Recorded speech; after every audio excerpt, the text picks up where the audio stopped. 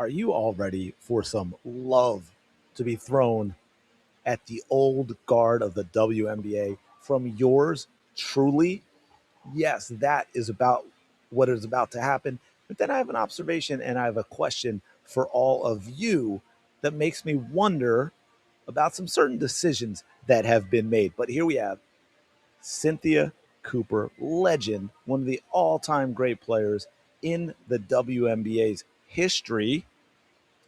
And she has some things to say about she calls them the Indiana Fever fans, but of course, we all know what they truly are, and that is the Caitlin Clark fans. Welcome. Thank you so much for coming back and supporting the channel, uncensored and unafraid. Something a lot of people seem to not like very much, but hey, what are you going to do? Uh, Please do me a quick favor. If you're enjoying the content, make sure you like, comment, subscribe. If you are subscribed, please double check because, YouTube does weird things with that. Thank you. Thank you. Shout out to the 19. Let's go. Cynthia Cooper. This is only about 30 seconds long, but she says some really, really powerful things that we need to talk about with regard to the WNBA. So really pay attention to what she says at the end about the fans as well, right? And the players, I think. Anytime the Indiana Fever go on the road, it's like they're playing a home game. They travel like that? Yes. I was sitting there and mess around. Caitlin or Kelsey hit a bucket and all. You said, "Whoa!" I'm like, "Wait a minute, where am I? Yeah. Did I fly to Indiana?" No. So what the heck? At the end of the game, they came over and they thanked me for my sacrifice and thanked me for everything that I had done for the game, and they really appreciated. So, I'm feeling the love from the new generation. Nah. Anytime the Indiana Fever go. Wow. Where has that been from anyone involved in the WNBA? This is one of the greatest legends of the game with nothing. And we've seen it before, right? We saw it in 2024. I think, who was it? Oh, who did they play? Was it Dallas? Was it maybe, I can't even remember now. Was it even maybe the All-Star game when Cynthia Cooper was there and they did a brief interview with her and she had positive things to say about Caitlin. Now you're hearing a segment of her positive things to say about Caitlin Clark fans. And we know what the Indiana fans, the Caitlin Clark fans, have dealt with ever since she entered the WNBA. So here's my question to all of you. And maybe she doesn't want to get involved in that way. Although, she'll do things like this. So I think,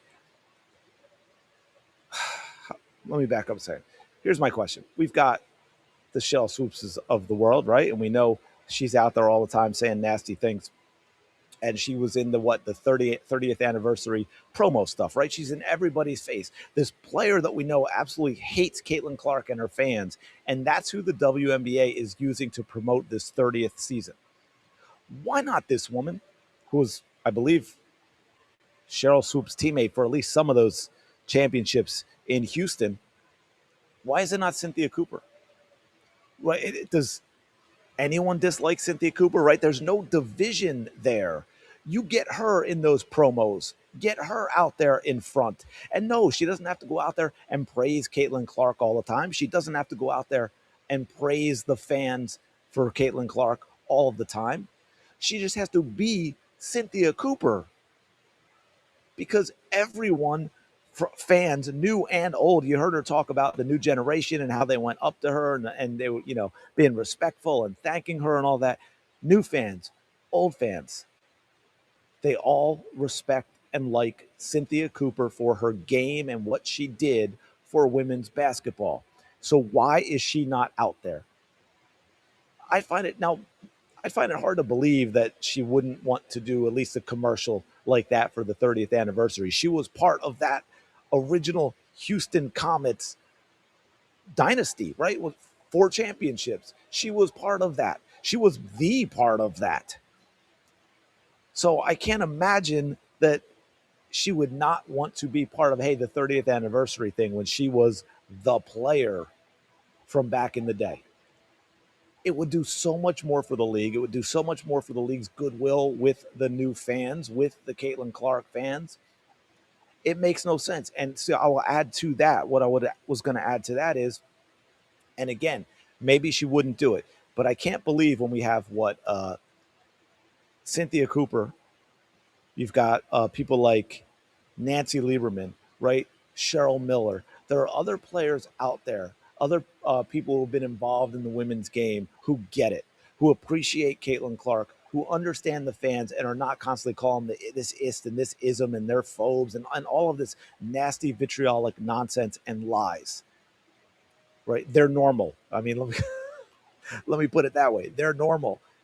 And yet, when we look at the Indiana Fever opening game that we just saw. And it's not just that game. We look at what they've put together. Cheryl Swoops in the commercials. We've got Monica McNutt, Caitlin Clark hater. Renee Montgomery, Caitlin Clark hater. Elle Duncan, Caitlin Clark hater. Andrea Carter, Caitlin Clark hater. And I know there's more, but those are the people that are getting put in our face. Those are the people doing the pregame, right, on places like ABC and ESPN. They're doing the halftime show on places like ABC and ESPN. How difficult is it, Kathy Engelbert and the WNBA, to get someone like Cynthia Cooper? And maybe she wouldn't want to do that full time. But again, you're telling me you can't find someone who is not a hardcore Caitlin Clark hater to be involved in a role that makes them kind of a little bit for the season the face of the WNBA in terms of the, not the players, right? How is it you can't do something like that? It makes no sense to me. And so I just want to, now this is kind of old, I believe, right? I think this might have been back even from 2024, but I want to finish off with this because again, we just did the Cynthia Cooper thing. Now we've got Cheryl Miller talking here. I'm going to be honest because it needs to be said. I can relate to that young lady, and I felt for her. Mm-hmm. I know what it's like to be hated. Mm. I know what it's like to be a Black woman and hated because of my color. Yeah. I can't imagine this young lady, I don't want to use hate, but despised. Mm-hmm. And people just having, she brought some on herself a little bit because she's cocky for a good reason. Mm-hmm. And I love that about her. But to watch the dynamics and the media, they had their narrative. Mm-hmm. And I was pleased and proud to see the narrative wasn't the truth. Right. And Angel and her got along so well, and watching them practice. And yeah, just get it. And Caitlin's like, just fly, and watching her pass. And I didn't know how talented she was and how well she sees the game in a 3D version. Thinker, defensively a lot better than I thought and gave her credit for. So watching her and just spending a little time. And one thing, guys, that I've learned is to step back and let these kids be themselves. Look, I speak when I'm spoken to. I'm not sitting up there knocking on anybody's door, offering my advice because I don't know. I don't know what it's like to be social media, Instagram this. I don't know what it's like to be bombarded and have to be the breadwinner in the family and be a brand and be worried about what I do or say and everything else, or 24/7 being pulled in so many different directions and not knowing. Throw in the fact that if I'm insecure, if I've got my own mental issues going on, who do I talk to? I don't regret being born when I was. Right. Cheryl Miller's awesome. I love listening to her talk basketball, and I love the insight when she talked about what she discovered from Caitlin Clark when she got to coach her in the All-Star game. And I wanted to replay this, not just for that, which I think is important, but again, and she talked about, hey, I'm not going to just give unsolicited advice and this and that. And so to me, and maybe she's turned stuff down, but I don't understand, if it hasn't happened, why the WNBA hasn't gone out to someone like Cheryl Miller and say, hey, can we do this little bit? Can you do this promo? Can you maybe do some guest spots for some of the big prime time Fever games throughout the season, even if it's only 3 or 4 or 5, even if it's, she's being hooked up at home so she doesn't have to travel, whatever it might be. But this is a big part of what the league needs. If you want to flip into the positive, which is what I've been trying to do with this video, is all of this. It was so simple for the WNBA to make everything so much easier for the league by getting people like Cynthia Cooper and Cheryl Miller, Nancy Lieberman involved more in the WNBA as, I don't know, spokespeople, ambassadors, like I said, guest analysts, whatever it might be, and a lot fewer of the people we know that hate Caitlin Clark.